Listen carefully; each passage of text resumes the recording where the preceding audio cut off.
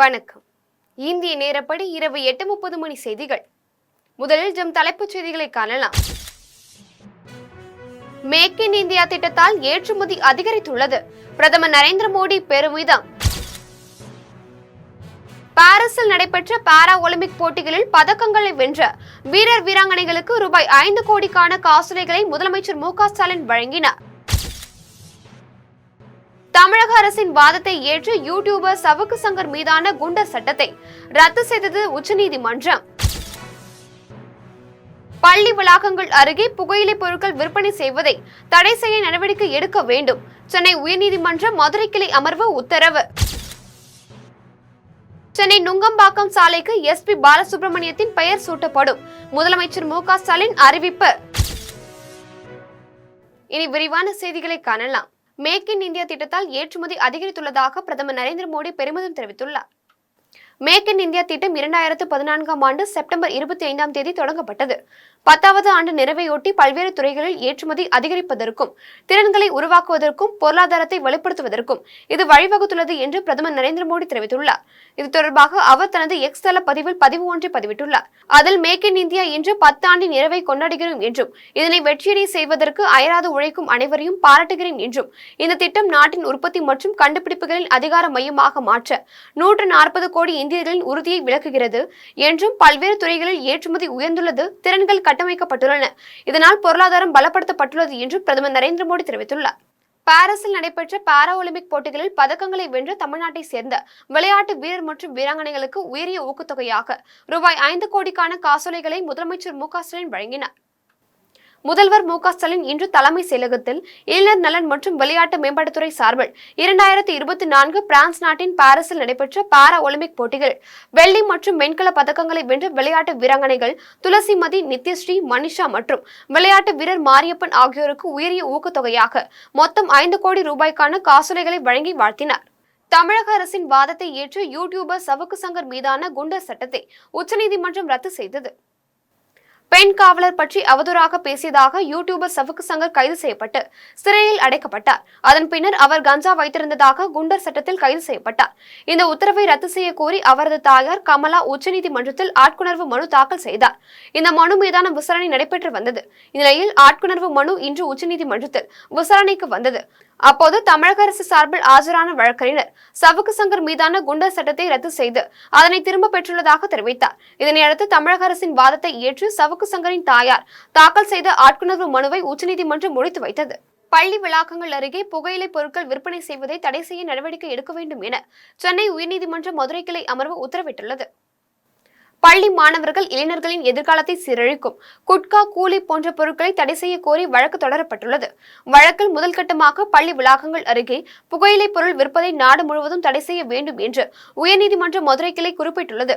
போதைப் பொருட்கள் விற்பனையை தடை செய்ய மத்திய அரசு நடவடிக்கை எடுக்க வேண்டும் என்றும் குட்கா பொருட்களை தயாரிக்கும் நிறுவனங்களுக்கு கடும் கட்டுப்பாடுகளை விதிக்க வேண்டும் என்றும் அறிவுறுத்தப்பட்டுள்ளது.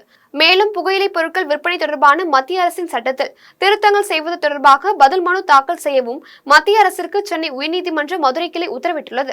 சென்னை நுங்கம்பாக்கம் சாலைக்கு எஸ்.பி. பாலசுப்ரமணியத்தின் பெயரை அறிவித்து முதலமைச்சர் மு.க. ஸ்டாலின் உத்தரவிட்டார். இது தொடர்பாக முதலமைச்சர் மு.க. ஸ்டாலின் அறிக்கை வெளியிட்டுள்ளார். அதில் பல்வேறு மொழிகளில் 40,000க்கும் மேற்பட்ட பாடல்களை பாடி தன்னுடைய அமுத குரலால் தமிழ் மக்களின் நெஞ்சுகளில் அரை நூற்றாண்டிற்கும் மேலாக இசை மழை பொழிந்ததோடு பல படங்களுக்கு இசையமைத்தும் திரைப்படங்களில் நடித்தும் பல்துறை வித்தகராக எஸ்.பி. பாலசுப்ரமணியன் விளங்கினார். பத்மஸ்ரீ, பத்ம விபூஷன் விருதுகள் பெற்றவரும் முத்தமிழறிஞர் கலைஞரின் அன்பிற்குரியவருமான எஸ்.பி. பாலசுப்ரமணியன் கடந்த ஆண்டு செப்டம்பர் 25 நம்மை விட்டு பிரிந்தார். காலம் அவரை பிரிந்தாலும் நம் அனைவரின் மனதிலும் நீங்கா இடம் பெற்றுள்ளார். அவர் தமிழ் திரையுலகிற்கு ஆற்றிய சேவையை போற்றும் வகையிலும் அவரின் புகழுக்கு மேலும் சிறப்பு சேர்க்கும் வகையிலும் அவர் வாழ்ந்த இல்லம் அமைந்துள்ள நுங்கம்பாக்கம் காந்தா நகர் முதல் தெருவிற்கு எஸ்.பி. பாலசுப்ரமணியம் சாலை என பெயரிடப்படும் என முதலமைச்சர் மு.க. ஸ்டாலின் அறிவித்துள்ளார். பேச்சிப்பாறை அணையிலிருந்து ராதாபுரம் விவசாயிகளின் பாசன வசதிக்காக சட்டப்பேரவை சபாநாயகர் அப்பாவு தண்ணீர் திறந்து வைத்தார். கன்னியாகுமரி மாவட்டம் பேச்சிப்பாறை அணையிலிருந்து ராதாபுரம் கால்வாய்க்கு அழகப்பபுரம் அருகே உள்ள நிலப்பாறை என்னும் இடத்திலிருந்து விவசாயிகளின் பாசனத்திற்காக தமிழக சட்டப்பேரவைத் தலைவர் அப்பாவு தண்ணீர் திறந்து வைத்தார். நிகழ்ச்சியில் திருநெல்வேலி நாடாளுமன்ற உறுப்பினர் வழக்கறிஞர் ராபர்ட் ப்ரூஸ், அரசு உயரதிகாரிகள், உள்ளாட்சி பிரதிநிதிகள், விவசாயிகள் கலந்து கொண்டு பேச்சிப்பாறை அணையிலிருந்து தண்ணீரை திறந்து வைத்தனர். இதன் மூலம் பழவூர், லெவஞ்சிபுரம், கருங்குளம், செம்பிகுளம், கண்ணன்குளம், செட்டிகுளம், சிதம்பரபுரம், யாக்கோபுபுரம், அழகநேரி, அடங்கார் குளம், ஆவரைக்குளம், தனக்கர்குளம், ராதாபுரம், கூடங்குளம், பரமேஸ்வரபுரம் போன்ற பகுதிகளில் உள்ள 52 குளங்கள் நிரம்பி 17,000 ஏக்கர் நிலங்கள் பாசன வசதி பெறுகின்றன. ராதாபுரம் கால்வாயில் தண்ணீர் திறக்கப்பட்டதால் விவசாயிகள் பெரும் மகிழ்ச்சி அடைந்தனர். இன்னைக்கே புதுசாக சொன்னாங்க நம்முடைய மாண்புமிகு ஆளுநர். தொடர்ந்து இந்த கருத்து என்று கூட நான் சொல்ல மாட்டேன். இந்திய அரசியலமைப்பு சட்டத்தின்பால் ஒரு ஆளுநர் பதவி பிரமாணம் செய்துவிட்டு இந்திய அரசியலமைப்பு சட்டத்துக்கு எதிராக தொடர்ந்து இவ்வாறு அவர்கள் பேசி வருவது, அதை என்ன சொல்ல வேண்டிய தெரியல. அதெல்லாம் அவர் தவிர்க்க வேண்டும் என்று பல முறை சொல்லியிருக்கோம். இது வேடிக்கையாக கேலிக்கூத்தாக இருக்கின்றது. ஒன்றிய அரசும் பாராமுகமாக இருப்பதும் வேதனையாக இருக்கின்றது. நாம் வாழ்வதே இந்திய அரசியலமைப்பு சட்டத்தின்படி தான் இந்தியாவுக்கு பெருமை, நமக்கு பெருமை. அவர் செக்குலரிசம் என்ற வார்த்தையே கிடையாது. ஆகவே இது மத சார்பற்ற நாடு என்பது ஐரோப்பியர்களால் கொண்டு வந்தது. இது இந்தியாவுக்கு அது தேவையில்லை, அப்படி சொல்லவே இல்லை இந்திய அரசியலமைப்பு சட்டத்தில்ங்கிறது. ஒரு படிக்காதவர் சொன்னால் பரவாயில்ல, ஆனால் ஐபிஎஸ் படித்து பெற்று இவ்வளோ காலம் பணியாற்றிய பின்பு அவர் வாயில் இந்த வார்த்தையை நான் எதிர்பார்க்கவே இல்லை. இந்திய அரசியலமைப்பு சட்டம் 17 அவர் போய் படிக்க வேண்டும். முதல்ல அந்த இந்திய 15 முதலில் அவர் படிக்க வேண்டும். இந்திய அரசியலமைப்பு சட்டம் 15 மிக தெளிவாக குறிப்பிடப்பட்டிருக்கிறது. தாவேக மாநாட்டுக்கு காவல்துறை அனுமதி வழங்கவில்லை என வெளிவரும் செய்தி தவறானது என்று தாவேக தரப்பில் விளக்கம் அளிக்கப்பட்டுள்ளது. தாவேக மாநாட்டுக்கு காவல்துறை அனுமதி மறுத்துள்ளதாக தகவல் பரவிய நிலையில் இது தொடர்பாக தாவேக தரப்பில் விளக்கம் அளிக்கப்பட்டுள்ளது. அதன்படி மாநாட்டுக்கு காவல்துறை அனுமதி வழங்கவில்லை என வெளிவரும் செய்தி தவறானது என்றும், தேதி மாற்றம் குறித்து காவல்துறையிடம் மனு மூலம் தெரிவிக்கப்பட்டு உள்ளதாகவும், காவல்துறை சார்பில் வழங்கப்பட்ட 33 நிபந்தனைகளுக்கும் கட்சி சார்பில் பதில் அளிக்கப்பட்டுள்ளது என தாவேக தரப்பில் விளக்கம் அளிக்கப்பட்டுள்ளது. வாழவச்சனூர் கிராமத்தில் செயல்பட்டு வரும் தோட்டக்கலை மலைப்பயிர்கள் துறை சார்பில் மாவட்ட அளவிலான தேனீ வளர்ப்பு கருத்தரங்கம் நடைபெற்றது. திருவண்ணாமலை மாவட்டம் வாழவச்சனூர் கிராமத்தில் செயல்பட்டு வரும் அரசு வேளாண்மை கல்லூரி மற்றும் ஆராய்ச்சி மையத்தில் தோட்டக்கலை மலைப்பயிர்கள் துறை சார்பில் மாவட்ட அளவிலான தேனீ வளர்ப்பு கருத்தரங்கம் மாவட்ட ஆட்சியர் பாஸ்கர பாண்டியன் தலைமையில் நடைபெற்றது. கருத்தரங்கில் தோட்டக்கலை உதவி இயக்குநர் கங்கா, வேளாண்மை இணை இயக்குநர் கண்ணன் உள்ளிட்டோர் கலந்து கொண்டு தேனீ வளர்ப்பு குறித்த விவசாயிகளுக்கு விழிப்புணர்வு ஏற்படுத்தினர். இதில் கல்லூரி முதல்வர் மாணிக்கம் உள்ளிட்ட அரசு அதிகாரிகள், கல்லூரி மாணவர்கள் ஏராளமானோர் கலந்து கொண்டனர். புதுக்கோட்டை திருமயம் அருகே திருச்சி காரைக்குடி தேசிய நெடுஞ்சாலையில் காரில் ஒரே குடும்பத்தை சேர்ந்த 5 பேர் தற்கொலை செய்து கொண்ட சம்பவம் குறித்து காவல்துறையினர் விசாரணை மேற்கொண்டு வருகின்றனர். புதுக்கோட்டை திருமயம் அருகே இளங்குடிப்பட்டியில் திருச்சி காரைக்குடி தேசிய நெடுஞ்சாலையில் நகர சிவ மடத்திற்கு முன்பாக வேகனார் கார் ஒன்று ஜன்னல்கள் திறக்கப்பட்ட நிலையில் நின்றிருந்தது. இலையில் நகர சிவமடத்தில் பணிபுரியும் காவலாளி அடைக்கலம் என்பவர் காலையில் சென்றபோது காரில் இருவர் சடலமாக கிடப்பதைக் கண்டு அதிர்ச்சியடைந்து இதுகுறித்து காவல்துறையினருக்கு தகவல் தெரிவித்தார். தகவலின் பேரில் சம்பவ இடத்திற்கு வந்த நமனசமுத்திரம் காவல்துறையினர் காரை பார்த்தபோது 3 பெண்கள் உட்பட 5 பேர் சடலமாக கிடந்ததை பார்த்து அதிர்ச்சி அடைந்துள்ளனர். அதன் பின்னர் காரை பரிசோதித்த போது கிடைத்த கடிதத்தின் மூலம் சடலமாக கிடந்தவர்கள் சேலம் மாவட்டம் ஏவிஆர் ரவுண்டானம் அடுத்த ஸ்டேட் பேங்க் காலனியை சேர்ந்த கணவன் மணிகண்டன், மனைவி நித்யா, மகன் தீரன், மகள் நிகரிகா, மாமியார் சலோஜா ஆகியோர் ஒரு குடும்பத்தை சேர்ந்தவர்கள் என்பது தெரிய வந்தது. அதனைத் தொடர்ந்து காவல்துறையினர் உடலை மீட்டு பிரேத பரிசோதனைக்காக புதுக்கோட்டை அரசு மருத்துவமனைக்கு அனுப்பி வைத்தனர். மேலும் வழக்கு பதிவு செய்து விசாரணை மேற்கொண்டு வருகின்றனர். ஆத்தூர் அருகே இருசக்கர வாகனத்தின் மீது கார் மோதிய விபத்தில் படுகாயமடைந்த மின்சார வாரிய ஊழியர் சிகிச்சைக்காக அரசு மருத்துவமனையில் அனுமதிக்கப்பட்டுள்ளார். சேலம் மாவட்டம் ஆத்தூர் அடுத்த பெத்தநாயக்கன் பாளையத்தை சேர்ந்த சின்னவன் மகன் அங்கமுத்து என்பவர் பெத்தநாயக்கன் பாளையம் மின்வாரிய அலுவலகத்தில் ஊழியராக பணியாற்றி வருகிறார். இந்நிலையில் அங்கமுத்து தனது இருசக்கர வாகனத்தில் தலவாய்ப்பட்டி பகுதியில் உள்ள டிரான்ஸ்பார்மரில் பழுது நீக்கும் பணிக்கு சென்றபோது தலவாய்ப்பட்டி பிரிவு சாலையை கடக்க முயன்றார். அப்போது எதிர்பாராத விதமாக சேலம் கிச்சிபாளையம் பகுதியை சேர்ந்த நீதிமணி என்பவர் சென்னை நோக்கி காரில் சென்று கொண்டிருந்த போது சாலையை கடக்க முயன்ற மின்வாரிய ஊழியரின் இருசக்கர வாகனத்தின் மீது மோதி விபத்திற்குள்ளானது. இந்த விபத்தில் மின்சார வாரிய ஊழியர் தூக்கி வீசப்பட்டு படுகாயமடைந்தார். உடனடியாக அவ்வழியாக சென்ற பொதுமக்கள் மின்வாரிய ஊழியர் அங்கமுத்துவை மீட்டு 108 ஆம்புலன்ஸ் மூலம் பெத்தநாயக்கன் பாளையம் அரசு மருத்துவமனையில் சிகிச்சைக்காக அனுமதித்தனர். அதன் பின்னர் மேல் சிகிச்சைக்காக அங்கமுத்துவை சேலம் அரசு மருத்துவமனைக்கு அனுப்பி வைத்தனர். இது குறித்து காவல்துறையினர் வழக்கு பதிவு செய்து விசாரணை மேற்கொண்டு வருகின்றனர். கொடைக்கானல் நெடுஞ்சாலை பகுதியில் போக்குவரத்திற்கு இடையூறாக உள்ள ஆக்கிரமிப்பு கடைகளை நகராட்சி பணியாளர்கள் அகற்றினர். திண்டுக்கல் மாவட்டம் மேற்கு தொடர்ச்சி மலையில் அமைந்துள்ள கொடைக்கானல் சுற்றுலா தலங்களில் வார விடுமுறை மற்றும் பண்டிகை கால விடுமுறை நாட்களில் சுற்றுலா பயணிகள் அதிகப்படியாக வருவதால் போக்குவரத்து நெரிசலை சந்திக்கும் நிலை ஏற்பட்டுள்ளது. இதனால் நெடுஞ்சாலைத்துறைக்கு சொந்தமான சாலையில் ஆக்கிரமிப்புகளை அகற்ற வேண்டும் என்று சென்னை உயர்நீதிமன்றம் உத்தரவிட்டது. உத்தரவின் பேரில் கொடைக்கானல் நகராட்சி கடந்த வாரம் வாகனத்தில் ஒலிபெருக்கியின் மூலம் அனைத்து கடைகளுக்கும் கால அவகாசம் அறிவித்தது. அதன் பிறகு நகராட்சி பணியாளர்கள் சாலையோர ஆக்கிரமிப்பு கடைகளை அகற்றும் போது கடைகளில் உரிமையாளர்கள் வாக்குவாதத்தில் ஈடுபட்டனர். அப்போது காவல்துறை கண்காணிப்பாளர் சமரச பேச்சுவார்த்தை நடத்தியதை அடுத்து நகராட்சி பணியாளர்கள் ஆக்கிரமிப்பு கடைகளை அகற்றினர். செங்கம் அருகே 11ஆம் வகுப்பு மாணவியை கூட்டு பாலியல் பலாத்காரம் செய்து அண்ணன் தம்பி உள்ளிட்ட 3 வரை காவல்துறையினர் போக்சோ சட்டத்தில் கைது செய்தனர். திருவண்ணாமலை மாவட்டம் செங்கம் தாலுகாவிற்கு உட்பட்ட புதுப்பாளையம் ஒன்றியம் ஓரந்தவாடி கிராமத்தை சேர்ந்த 11ஆம் வகுப்பு மாணவி பண ஓலைப்பாடி பகுதியில் உள்ள தனது மாமா வீட்டில் தங்கி பனை ஓலைப்பாடி அரசு மேல்நிலைப் பள்ளியில் 11ஆம் வகுப்பு படித்து வந்துள்ளார்.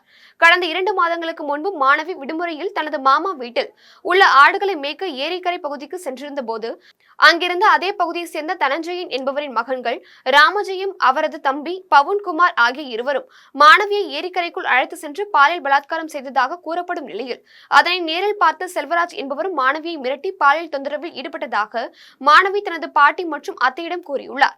இதனைத் தொடர்ந்து செங்கம் அனைத்து மகளிர் காவல் நிலையத்தில் அளிக்கப்பட்ட புகாரின் பேரில் விசாரணை மேற்கொண்ட அனைத்து மகளிர் காவல்துறையினர் தனஞ்சயன் என்பவரின் மகன்கள் 2 மற்றும் செல்வராஜ் ஆகியோரை போக்சோ சட்டத்தின் கீழ் வழக்கு பதிவு செய்து நீதிமன்றத்தில் ஆஜர்படுத்தி சிறையில் அடைத்தனர். தமிழக அமைச்சரவையில் அமைச்சர்களுக்கு மாற்றம் இருக்கலாம், ஆனால் ஏமாற்றம் பொதுமக்களுக்கு தான் இருக்கும் என்று கோவையில் வானதி சீனிவாசன் தெரிவித்துள்ளார். கோவை புளியகுளம் பகுதியில் பாஜக உறுப்பினர் சேர்க்கை நிகழ்ச்சியில் கோவை தெற்கு சட்டமன்ற உறுப்பினர் வானதி சீனிவாசன் கலந்து கொண்டு உறுப்பினர் சேர்க்கை அட்டையை வழங்கினார். நிகழ்ச்சியை தொடர்ந்து பாஜக சட்டமன்ற உறுப்பினர் வானதி சீனிவாசன் செய்தியாளர்களை சந்தித்து பேசினார்.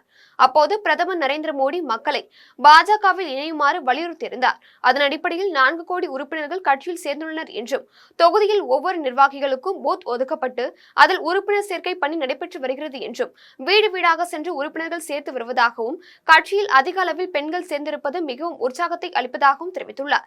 மேலும் தமிழக அமைச்சரவையில் அமைச்சர்களுக்கு மாற்றம் இருக்கலாம், ஆனால் ஏமாற்றம் பொதுமக்களுக்கு தான் இருக்கும் என்று வானதி சீனிவாசன் தெரிவித்துள்ளார். இன்று எங்களுடைய கட்சியினுடைய கொள்கையை வடிவமைத்த பண்டித தீனதயாள் உபாத்யாயா அவர்களுடைய நினைவு தினம். இந்த தினத்திலே நாடு முழுவதும் கட்சியினுடைய தலைவர்கள் முதல் கொண்டு கட்சியினுடைய ஒவ்வொரு நிர்வாகிகளும் அவர்களுக்கென்று ஒவ்வொரு பூத்தினை எடுத்துக்கொண்டு அந்த பூத்திலே இன்று உறுப்பினர்களை சேர்க்க வேண்டும். திருப்பதி லட்டு குறித்து சர்ச்சை ஏற்படுத்தி பக்தர்களின் வருகையை குறைக்கவே இதுபோன்ற செயல்களில் ஈடுபடுவதாக இந்து மக்கள் கட்சியினர் வேலூர் ஒருங்கிணைந்த மாவட்ட கோட்ட தலைவர் மோகன் குற்றம் சாட்டியுள்ளார். இந்து மக்கள் கட்சி தலைவர் அர்ஜுன் சம்பத் உத்தரவின் பேரில் பல்வேறு பகுதிகளில் பெருமாள் திருக்கோவில்களில் சிறப்பு பூஜை மற்றும் பரிகார பூஜை நடைபெற்று வருகிறது. அந்த வகையில் ராணிப்பேட்டை மாவட்டம் வாலாஜாப்பேட்டை பகுதியில் அமைந்துள்ள ஸ்ரீ வரதராஜ பெருமாள் திருக்கோவிலில் இந்து மக்கள் கட்சியின் சார்பில் ஒருங்கிணைந்த வேலூர் மாவட்ட கோட்ட தலைவர் SK மோகன் தலைமையில் பசுமாடுகளுக்கு சிறப்பு பூஜை மற்றும் பரிகார பூஜைகள் நடைபெற்று மகா தீபாராதனை காண்பிக்கப்பட்டது. நிகழ்ச்சியை தொடர்ந்து ஒருங்கிணைந்த மாவட்ட கோட்ட தலைவர் மோகன் செய்தியாளர்களை சந்தித்து பேசினார். அப்போது திருப்பதி ஏழுமலையான் பிரசாதமான லட்டுவின் புனித தன்மையை பல்லாயிரம் வருடங்களாக பாதுகாத்து வரப்படுகிறது. இந்நிலையில் மாற்று சக்திகள் திருப்பதி திருமலைக்கு பக்தர்களின் வருகையை குறைக்கும் வகையில் இதுபோன்ற செயல்களில் ஈடுபட்டு வருவதாக குற்றம் சாட்டினார். நிகழ்ச்சியில் இந்து மக்கள் கட்சி நிர்வாகிகள் மற்றும் பக்தர்கள் ஏராளமானோர் கலந்து கொண்டனர்.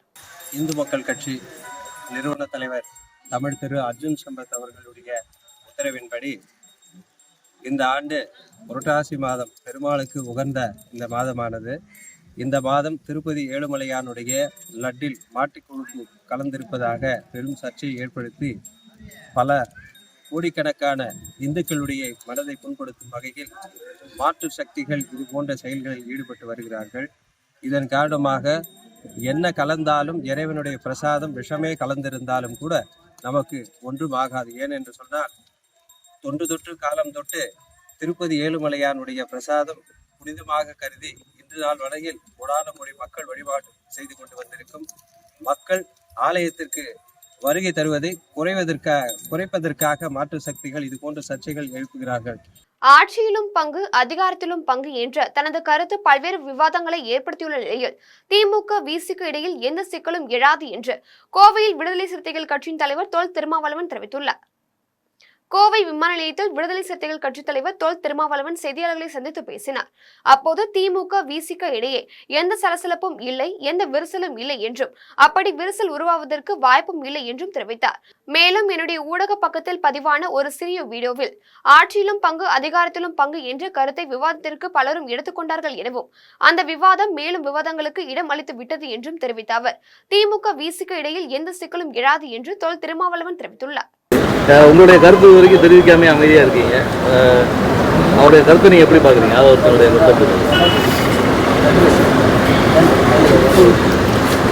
திமுக மற்றும் விசிக ஆகிய இரண்டு கூட்டணி கட்சிகளுக்கு இடையில் எந்த சலசலப்பும் இல்லை, விரிசலும் இல்லை. அப்படி விரிசல் உருவாகுவதற்கு வாய்ப்பும் இல்லை. என்னுடைய ஊடக பக்கத்தில் பதிவான ஒரு சின்ன வீடியோ ஆட்சியிலும் பங்கு அதிகாரத்திலும் பங்கு என்ற கருத்தை விவாதத்திற்கு பலரும் எடுத்துக்கொண்டார்கள். அந்த விவாதம் மேலும் மேலும் விவாதங்களுக்கு இடமளித்து விட்டது. கோவையில் மருந்து பாதுகாப்பு மற்றும் பயன்பாடு குறித்து அனைவரிடமும் விழிப்புணர்வு ஏற்படுத்தும் வகையில் நடைபெற்ற பேரணியை மாவட்ட ஆட்சியர் கிராந்திகுமார் பாடி துவங்கி வைத்தார். உலக சுகாதாரத்துறை பராமரிப்பதிலும் மேம்படுத்துவதிலும் மருந்தாளர்கள் வகிக்கும் முக்கிய பங்கை கௌரவிக்கும் விதமாக உலக மருந்தாளர்கள் தினம் ஒவ்வொரு ஆண்டும் செப்டம்பர் 25ஆம் தேதி கொண்டாடப்பட்டு வருகிறது. அதன்படி கோவை ராமகிருஷ்ணா மருந்தியல் கல்லூரி சார்பில் நடைபெற்ற பேரணியை கோவை மாவட்ட ஆட்சியர் கிராந்திகுமார் பாடி கொடியசைத்து துவக்கி வைத்தார். பல்வேறு கல்லூரிகளைச் சேர்ந்த 500க்கும் மேற்பட்ட மாணவ மாணவிகள் கலந்து கொண்டு மருந்து பாதுகாப்பு மற்றும் பயன்பாடு குறித்து அனைவரிடத்திலும் கொண்டு செல்லும் விதமாக விழிப்புணர்வு பதாகைகளை கையில் ஏந்தியபடி 3 கிலோமீட்டர் தூரம் நடைப்பயணம் மேற்கொண்டு பொதுமக்களிடையே விழிப்புணர்வு ஏற்படுத்தினர். கன்னியாகுமரி மாவட்டம் நாகர்கோவில் அடுத்த வடசேரி திருவள்ளூர் பூங்கா முன்பு சாலையில் நின்ற இருசக்கர வாகனத்தை நம்பர் பிளேட்டை மாற்றி வாகனத்தை திருட முயன்ற முதியவரை பொதுமக்கள் பிடித்து காவல் நிலையத்தில் ஒப்படைத்தனர். கன்னியாகுமரி மாவட்டம் நாகர்கோவில் அடுத்த வடசேரி திருவள்ளூர் பூங்கா முன்பு சாலையில் நின்றிருந்த இருசக்கர வாகனத்தில் அப்பகுதியில் சுற்றித் திரிந்த முதியவர் ஒருவர் தனது கைப்பையில் மறைத்து வைத்திருந்த போலி நம்பர் பிளேட்டை பொருத்தி திருட முயன்றுள்ளார். இதனை பார்த்து அப்பகுதி இளைஞர்கள் உடனே முதியவரை பிடித்து விசாரணை நடத்தினர். அப்போது அவர் வள்ளியூரை சேர்ந்தவர் என்பது தெரிய வந்தது. காவல்துறையினர் விரைந்து வந்து முதியவரை காவல் நிலையத்திற்கு அழைத்து சென்று விசாரணை நடத்தினர். விசாரணையில் முதியவர் பல இடங்களில் இருசக்கர வாகனங்களில் நம்பர் பிளேட்டை மாற்றி அதனை எடுத்து சென்று வெளியூர்களில் விற்பனை செய்தது தெரிய வந்தது. இதையடுத்து காவல்துறையினர் முதியவரை கைது செய்தனர். ஆண்டிப்பட்டி காவல் நிலையத்தில் பெண்களை அவதூறாக பேசியதோடு மேசையில் துப்பாக்கியை போட்டு மிரட்டிய காவல் ஆய்வாளரை கண்டித்து பாஜகவினர் போராட்டத்தில் ஈடுபட்டனர். தேனி மாவட்டம் ஆண்டிப்பட்டியில் மினி மாரத்தான் போட்டி நடத்துவதற்கு அனுமதி கேட்டு ஆண்டிப்பட்டி காவல் நிலையத்திற்கு பெண்கள் உள்ளிட்ட பாரதிய ஜனதா கட்சியினர் வந்திருந்தனர். காவல் ஆய்வாளர் சரவணகுமாரிடம் அவர்கள் பேசிக் கொண்டிருந்த போது காவல் ஆய்வாளர்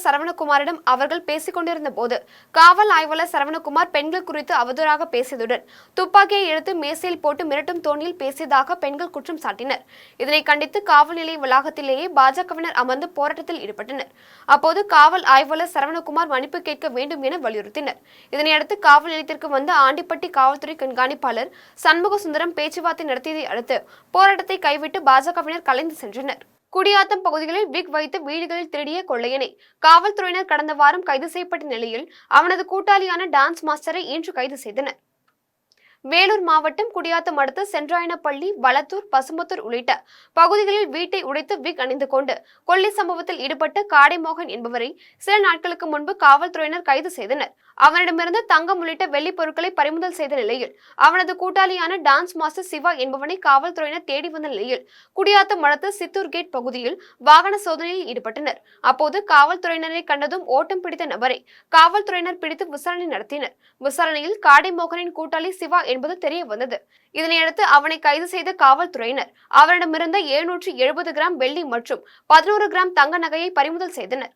குடியாத்தத்தில் நடைபெற்ற புதிய நீதி கட்சி நிறுவன தலைவர் ஏசி சண்முகம் பிறந்தநாள் விழாவில் ஏழை எளியோர்களுக்கு அன்னதானம் வழங்கப்பட்டது. வேலூர் மாவட்டம் குடியாத்தம் புதிய நீதி கட்சியின் சார்பில் அதன் நிறுவன தலைவரும் முன்னாள் நாடாளுமன்ற உறுப்பினருமான ஏசி சண்முகம் பிறந்தநாளை முன்னிட்டு குடியாத்தத்தில் அமைந்துள்ள ஸ்ரீ கெங்கையம்மன் கோவிலில் அம்மனுக்கு சிறப்பு அபிஷேகம் நடைபெற்றது. அதனைத் தொடர்ந்து நடைபெற்ற நிகழ்ச்சியில் மாவட்ட செயலாளர் கல்வியாளர் பிரம்மா செந்தில் கலந்து கொண்டு ஏழை எளியோர்களுக்கு அன்னதானத்தை தொடங்கி வைத்தார். இதில் மாவட்ட இளைஞரணி செயலாளர் ராஜ்குமார் உள்ளிட்ட புதிய நீதி கட்சியின் நிர்வாகிகள் பலர் கலந்து கொண்டனர். ஆந்திராவில் இருந்து கஞ்சாவை கடத்தி வந்து தேனி மாவட்டம் முழுவதும் மாணவர்களுக்கு சப்ளை செய்த 5 பேரை காவல்துறையினர் கைது செய்து அவர்களிடமிருந்து 3 கிலோ கஞ்சாவை பறிமுதல் செய்தனர். தேனி மாவட்டம் ஆண்டிப்பட்டி தாலுகாவிற்கு உட்பட்ட கடமலைக்குண்டு, மயிலாடும்பாறை, வருஷநாடு ஆகிய பகுதிகளில் பள்ளி மற்றும் கல்லூரி மாணவர்களுக்கு கஞ்சா உள்ளிட்ட போதைப் பொருட்கள் அதிகமாக விற்பனை செய்யப்படுவதாக காவல்துறையினருக்கு தகவல் கிடைத்தது. தகவலின் பேரில் காவல்துறையினர் கடமலைக்குண்டு, வருஷநாடு உள்ளிட்ட பகுதிகளில் தீவிர ரோந்து பணிகளில் ஈடுபட்டனர். அப்போது மாணவர்களுக்கு கஞ்சா விற்பனை செய்ததாக 5 பேரை கைது செய்து அவர்களிடமிருந்து 3 கிலோ கஞ்சாவை பறிமுதல் செய்தனர். கைது செய்யப்பட்டவர்களிடம் விசாரணை நடத்தியதில் தேனி அடுத்த கருவேலை நாயக்கன்பட்டி பகுதியை சேர்ந்த மகேந்திர பிரபு என்ற நபர்தான் ஆந்திராவில் இருந்து மொத்தமாக கஞ்சாவை வாங்கி வந்து தேனி மாவட்டம் முழுவதும் பல்வேறு நபர்களிடம் கொடுத்து மாணவர்களிடம் விற்பனை செய்தது தெரிய வந்தது. இதனையடுத்து காவல்துறையினர் வழக்குப்பதிவு செய்து தலைமறைவாக உள்ள மகேந்திர பாபுவை தேடி வருகின்றனர். திருவொற்றியூரில் தனியார் பள்ளி ஒன்றில் சக மாணவிகளின் புகைப்படத்தை மார்பிங் செய்த 3 மாணவர்கள் மீதும் நடவடிக்கை எடுக்காத பள்ளி நிர்வாகத்தின் மீது காவல்துறையினர் போக்சோ சட்டத்தின் கீழ் வழக்குப்பதிவு செய்தனர். சென்னை திருவொற்றியூரில் செயல்படும் தனியார் பள்ளியில் படித்து வரும் 10ஆம் வகுப்பு மாணவியை மாணவர்கள் சிலர் ஒன்று சேர்ந்து குறிப்பிட்ட மாணவியை ஆபாசமாக கிண்டல் செய்தனர். இதனை மாணவியின் தோழிகள் சிலர் தட்டி கேட்டனர். இதனால் ஆத்திரமடைந்த மாணவர்கள் சிலர் மாணவிகளின் புகைப்படத்தை மார்பிங் செய்து செல்போனில் பதிவிட்டுள்ளனர்.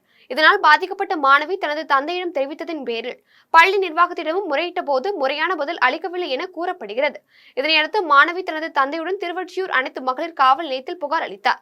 புகாரின் பேரில் பள்ளி நிர்வாகத்தின் மீது காவல்துறையினர் வழக்குப்பதிவு செய்து விசாரணை மேற்கொண்டு வருகின்றனர். வேலூர் மாவட்டத்தில் தொரப்பாடி, சத்துவாச்சாரி, குடியாத்தம், பேர்ணாம்பட்டு ஆகிய பகுதிகளில் 5 லட்சம் விதைப்பந்துகள் தூவும் பணியை மாவட்ட ஆட்சியர் சுப்புலட்சுமி துவக்கி வைத்தார். வேலூர் தொரப்பாடி பகுதியில் உள்ள மலைப்பகுதிகளிலும் சத்துவாச்சாரி மலைப்பகுதிகளிலும் கல்லூரி மாணவிகள் உருவாக்கிய 5 லட்சம் விதைப்பந்துகளை ஒரே நாளில் தூவும் பணியை வேலூர் மாவட்ட ஆட்சியர் சுப்புலட்சுமி துவங்கி வைத்தார். நிகழ்ச்சியில் கல்லூரி மாணவ மாணவிகள் கொண்டு வந்த விதைப்பந்துகள் குடியாத்தம் உள்ளிட்ட பேர்ணாம்பட்டு மலைப்பகுதிகளில் மாணவர்கள் மற்றும் தொண்டு நிறுவனத்தினர் விதைப்பந்துகளை தூவ உள்ளனர். இதன் மூலம் வேலூர் மாவட்டத்தின் மலைப்பகுதிகளை பசுமையாக்கப்படுகிறது. கடந்த ஆண்டு இதேபோன்று விதைப்பந்துகள் தூவப்பட்டது. நிகழ்ச்சியில் மாநகராட்சி ஆணையர் ஜானகி, சமூக ஆர்வலர் தினேஷ், சரவணன் உள்ளிட்ட பலர் கலந்து கொண்டனர். தாமரைப்பாக்கம் அருகே பழமையான விநாயகர் கோவிலை அகற்றிவிட்டு சாலை விரிவாக்க பணியை மேற்கொள்ளும் நெடுஞ்சாலைத்துறை அதிகாரிகளை கண்டித்து வணிகர்கள் ஆதரவுடன் பொதுமக்கள் கண்டன ஆர்ப்பாட்டத்தில் ஈடுபட்டனர். திருவள்ளூர் மாவட்டம் அம்மனம்பாக்கம் கூட்டு சாலையில் பழமை வாய்ந்த அருள்மிகு ஸ்ரீ நவசக்தி விநாயகர் கோவில் அமைந்துள்ளது. இந்நிலையில் திருநின்றையூர், பெரியபாளையம் இடையில் சாலை விரிவாக்க பணிகளை மேற்கொண்டு வரும் நெடுஞ்சாலைத்துறை அதிகாரிகள் கோவிலின் வலதுபுறம் 80 அடியும் இடதுபுறம் 80 அடியும் காலியிடம் உள்ள நிலையில் அப்பகுதியில் செயல்பட்டு வரும் தனியார் தொழிற்சாலைக்கு எவ்வித பாதிப்பும் ஏற்பட்டுவிடக்கூடாது என்ற நோக்கத்தோடு திருவள்ளூர் சாலையில் அமைந்துள்ள விநாயகர் கோவிலை இடித்துவிட்டு சாலை விரிவாக்க பணியை மேற்கொள்ள திட்டமிட்டு அதற்கான பணிகளை துவங்கியுள்ளது. இதனை கண்டு அதிர்ச்சியடைந்த அப்பகுதி மக்கள் சம்பந்தப்பட்ட நெடுஞ்சாலைத்துறை அதிகாரிகளை தொடர்பு கொண்டு விரிவாக்க பணிக்கு எவ்வித இடையூறும் ஏற்படுத்தாத விநாயகர் கோவிலை இடிப்பதற்கான அவசியம் என்ன என்று கேள்வி எழுப்பினர். இதற்கு அதிகாரிகள் முறையான பதிலளிக்காததால் நெடுஞ்சாலைத்துறை அதிகாரிகளின் அலட்சிய போக்கை கண்டித்தும் தனியார் நிர்வாகத்திற்கு ஆதரவாக செயல்படும் அதிகாரிகள் மீது தமிழக அரசு நடவடிக்கை எடுக்க வேண்டும் என வலியுறுத்தியும் தாமரைப்பாக்கம் பகுதியில் பொதுமக்கள் அரசின் கவன ஈர்ப்பு ஆர்ப்பாட்டத்தில் ஈடுபட்டனர். பொதுமக்களுக்கு ஆதரவளித்து வணிகர்கள் கடைகளை அடைத்து ஆர்ப்பாட்டத்தில் ஈடுபட்டனர். அப்போது சாலை விரிவாக்க பணியை மாற்றுப்பாதையில் செயல்படுத்த வேண்டும் என வலியுறுத்தினர். மேலும் நெடுஞ்சாலைத்துறை அதிகாரிகள் உடனடியாக கோவிலில் இடிக்கும் நடவடிக்கையை கைவிடாவிட்டால் அடுத்த கட்டமாக சாலை மறியல் உள்ளிட்ட தொடர் போராட்டத்தில் ஈடுபட போவதாகவும் பொதுமக்கள் எச்சரிக்கை விடுத்துள்ளனர். அம்மனம்பாக்கத்தில் அமைந்துள்ள நவசக்தி விநாயகர் கோவில் கடந்த 72 ஆண்டுகளாக சீரும் சிறப்புமாக நடைபெற்று வருகிறது. இதை நெடுஞ்சாலைத்துறை அகற்ற வேண்டும் என்று நோட்டீஸ் ஒட்டியிருக்காங்க. இன்றைய தேதியில் இந்த தேதியில் அகற்றக்கூடாது. ஆக்சுவலாக நெடுஞ்சாலைத்துறையினோட வரைபடத்தில் கரெக்டாக 0.5 மீட்டர் மட்டும்தான் அடிப்படுது கோவில்.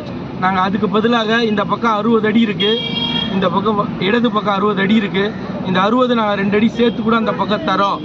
வலது பக்கத்தில் 80 அடி இருக்குது. அந்த 80 அடியும் எடுத்து ஹைவேஸோட இடம் அதை எடுத்து சாலை அமைச்சு போடுங்க அப்படின்னு சொல்லி பல முறை நெடுஞ்சாலைத்துறை, ஆர்டிஓ, தாசில்தார், மாவட்ட ஆட்சியர் என பல முறை மனுக்கள் அளித்துள்ளோம். இதையெல்லாம் செய்கிறோம் பார்க்குறோன்னு சொல்கிறாங்க. மேற்கொண்டு எந்த நடவடிக்கையும் இல்லை. இது ஏன் திருவாடானை தெற்கு நடுத்தெருவில் அமைந்துள்ள ஸ்ரீமழை முத்துமாரியம்மன் ஆலயத்தில் உற்சவ விழாவை முன்னிட்டு பால்குட வீதி உலா மற்றும் 101 பானைகளில் பொங்கல் வைத்து மக்கள் வழிபாடு செய்தனர். ராமநாதபுரம் மாவட்டம் திருவாடனை தெற்கு நடுத்தெருவில் அமைந்துள்ள ஸ்ரீமழை முத்துமாரியம்மன் ஆலய உற்சவ விழா கடந்த 18ஆம் தேதி காப்பு கட்டுதலுடன் துவங்கி நடைபெற்று வருகிறது.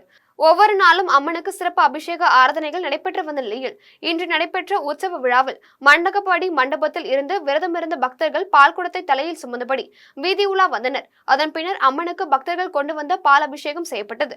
அதனைத் தொடர்ந்து கோவில் முன்பு பக்தர்கள் 101 பானைகளில் பொங்கல் வைத்து அதனை அம்மனுக்கு படையிலிட்டு வழிபாடு செய்தனர். அதன் பின்னர் அம்மனுக்கு சிறப்பு அலங்காரம் செய்யப்பட்டு தீபாராதனை நடைபெற்றது. இதில் ஏராளமான பக்தர்கள் கலந்து கொண்டு ஸ்ரீமழை முத்துமாரியம்மனை வழிபட்டனர். இனி வருவது வானிலை செய்திகள்.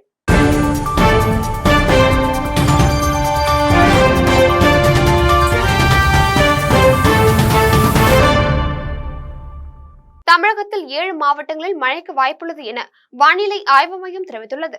மேற்கு திசை காற்றின் வேக மாறுபாடு காரணமாக இன்று வட தமிழகத்தில் ஒரு சில இடங்களிலும் தென் தமிழகத்தில் ஓரிரு இடங்களிலும் லேசானது முதல் மிதமான மழை பெய்யக்கூடும் என சென்னை வானிலை ஆய்வு மையம் தெரிவித்திருந்தது. இந்நிலையில் தமிழகத்தில் சென்னை, திருவள்ளூர், செங்கல்பட்டு, காஞ்சிபுரம், கோவை, திருப்பூர், தேனி ஆகிய 7 மாவட்டங்களில் மழைக்கு வாய்ப்புள்ளது என வானிலை ஆய்வு மையம் தெரிவித்துள்ளது. மீண்டும் தலைப்புச் செய்திகள். மேக் இன் இந்தியா திட்டத்தால் ஏற்றுமதி அதிகரித்துள்ளது. பிரதமர் நரேந்திர மோடி பெருமிதம். பாரிஸில் நடைபெற்ற பாரா ஒலிம்பிக் போட்டிகளில் பதக்கங்களை வென்ற வீரர் வீராங்கனைகளுக்கு ரூபாய் 5 கோடிக்கான காசோலைகளை முதலமைச்சர் மு க ஸ்டாலின் வழங்கினார். தமிழக அரசின் வாதத்தை ஏற்று யூடியூபர் சவுக்கு சங்கர் மீதான குண்டர் சட்டத்தை ரத்து செய்தது உச்சநீதிமன்றம். பள்ளி வளாகங்கள் அருகே புகையிலை பொருட்கள் விற்பனை செய்வதை தடை செய்ய நடவடிக்கை எடுக்க வேண்டும். சென்னை உயர்நீதிமன்ற மதுரை கிளை அமர்வு உத்தரவு. சென்னை நுங்கம்பாக்கம் சாலைக்கு SP பாலசுப்ரமணியத்தின் பெயர் சூட்டப்படும். முதலமைச்சர் மு க ஸ்டாலின் அறிவிப்பு. இத்துடன் ஜெம் செய்திகள் நிறைவடைகின்றன. மீண்டும் ஜெம் செய்திகள் நள்ளிரவு 12 மணிக்கு. உடனுக்குடன் செய்திகளை காண ஜெம் TV என்ற இணையதளத்தில் இணைந்திருங்கள். நன்றி, வணக்கம்.